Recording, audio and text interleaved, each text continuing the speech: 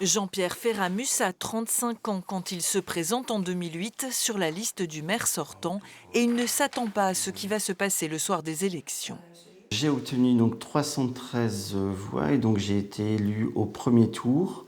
Avec le jeu des ratures, le maire sortant est éliminé et c'est lui, avec une majorité d'un siège seulement, qui se retrouve à la tête de la commune de 900 habitants. Je me suis retrouvé à la tête d'une liste dite majoritaire de 8 voix contre 7, qui m'a permis d'être maire plus tôt, mais donc je n'avais pas constitué la liste et je connaissais peu mes colistiers. 3 mandats plus tard, la commune se prépare pour ce nouveau scrutin. Les isoloirs sont déjà en place. Tout est prêt et c'est plus sereinement que Jean-Pierre Ferramus, qui ne se représente pas, vivra cette nouvelle élection. Le panachage permet en fait de faire aussi, entre guillemets, une cabale à certaines personnes ou à des élus sortants. Et je trouve que c'est extrêmement dur de voir au moment de son dépouillement X fois son nom barré. Voilà, je trouve que c'est humainement c'est assez dur.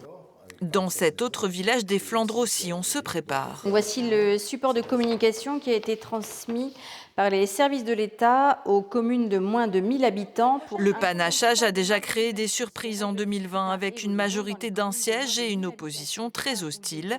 Mais la maire appréciait aussi ces dépouillements spécifiques aux communes rurales.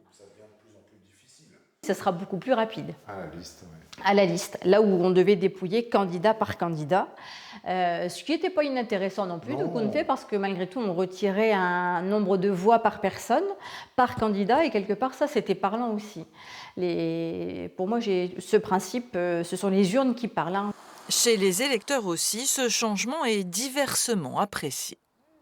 Je pense que c'est bien, parce qu'on vote pour une liste complète pour moi, il n'y a pas de raison. Tous les gens ont leur avis à donner, donc il y a pas, voilà, toutes les idées sont bonnes, donc c'est dommage de régler ses comptes par les listes, quoi. Sur des petits villages, c'est peut-être un petit peu mieux, comme ça au moins les équipes sont soudées, sont prévues du départ et ça avance un peu plus ou moins au niveau construction et développement du conseil municipal. Je trouve ça c'est dommage, parce que maintenant, qu'on aille voter ou qu'on n'aille pas voter, c'est la même chose. On doit juste signer en bas de la liste, ça, on n'a plus le choix, quoi. Même mon mari dit je ne suis pas sûr que je vais aller voter. Il dit ça sert à rien, il n'y a qu'une liste, ça va passer.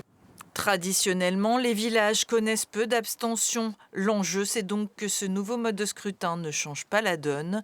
Plus de 60% des communes du Nord-Pas-de-Calais sont concernées.